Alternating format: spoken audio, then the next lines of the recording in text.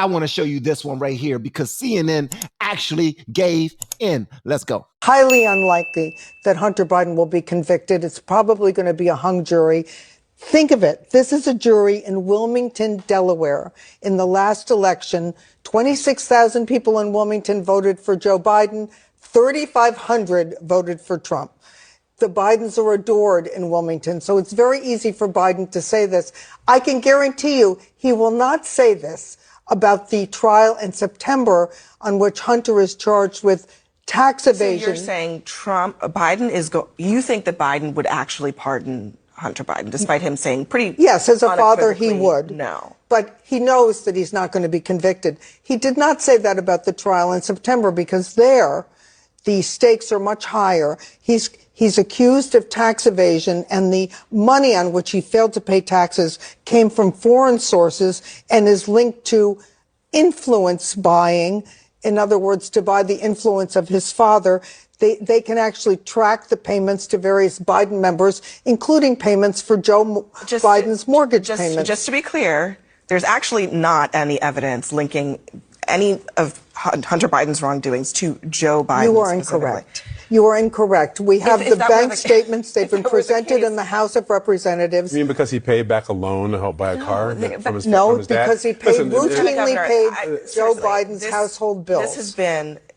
Look, if Republicans had that evidence that you are suggesting, they would have impeached him by now, and they haven't. Jamal, I want the audience to know that they do have it. Well, then they should use it. Look, I think the idea of a truce is great, but let's say this: to have a lawfare truce. What do you mean a truce? Well, because Dr. Phil was talking about, he used that word before, a truce in the lawfare, in this battle in court between members of the Biden administration and Trump. The fact is, for that to happen, Biden has to call Governor Kathy Hochul and ask her to pardon Trump. Otherwise, it's like asking for a truce now after the 34-count verdict. I'm going to let Errol in, but I just have to be clear. It's just like asking Israel to lay down its arms the day after Hamas violated Israel in October. For this reason, because every day now the Biden administration is labeling Trump a convicted felon. Very interesting. No, very interesting. That is a fact. That the prosecution has requested that the gag order against Trump be maintained through the sentencing, way beyond the debate.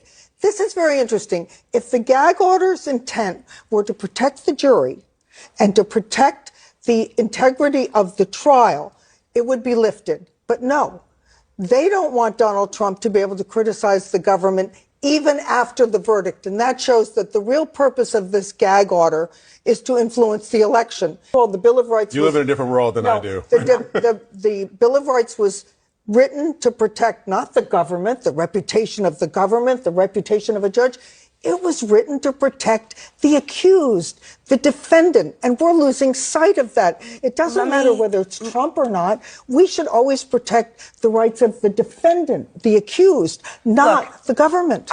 That's a very fair point. It's a very fair point. We should be protecting the accused, not the government. That's a very fair point. We have been teaching people how to grow online. It's been absolutely amazing. We have 3 people who have been able to reach monetization in less than 30 days. Growing YouTube channels, some from 0 people. We have one guy who had 2 subscribers before he started working with me. He started helping him. His views went up 4.8 million%. We're super excited. If anybody ever want to grow on YouTube, you reach out to me with the word coach.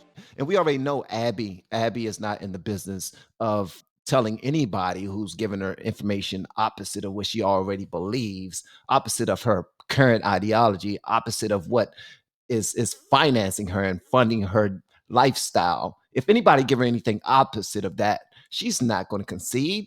But that young lady just now gave her the business and drew it out to her like, y'all think there's no evidence, but trust me, we got some evidence and it's coming.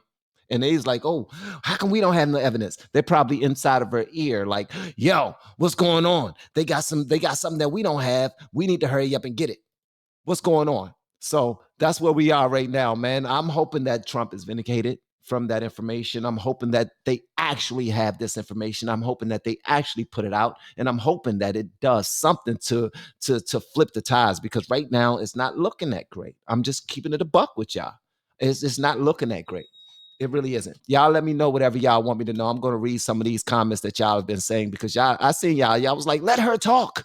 Let her speak, because they was constantly trying to speak over her. Obviously, that's what they do, especially if they don't have anything better to say. And they laughed her off. They was like, well, he is a convicted felon.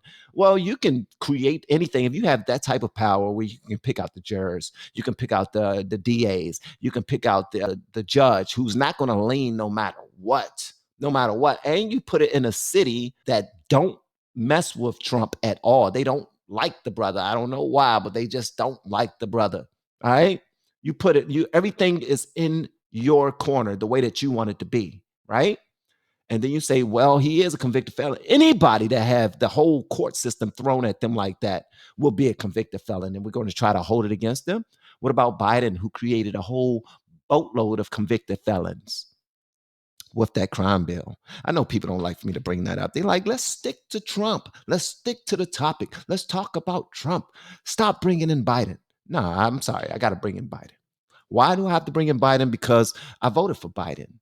I voted for him. Like, and I apologize to y'all, but part of what's going on is my fault. I mean, I've been a registered Republican for probably like the last 12 years, but I was doing that as a sneak attack, as a liberal. I was a Democrat trying to Trojan horse the Republican Party and then vote Democrat, flip it on them, flip it on their head, because I really didn't pay too much attention. I was just from a place that was blue, vote blue no matter who. And now myself and a whole slew of individuals all over social media, all over the country and all over the world are changing their minds. Why? Because we're waking up. We see where there's smoke, there's fire. We're looking more into it. We're no longer approaching new information with a closed mind, ready to debate our own points without listening to yours. No, we're approaching new information objectively, and we're learning more, and we're applying that knowledge that we've learned. So that's why I had to play that right there. Y'all, but y'all let me know what y'all want me to know.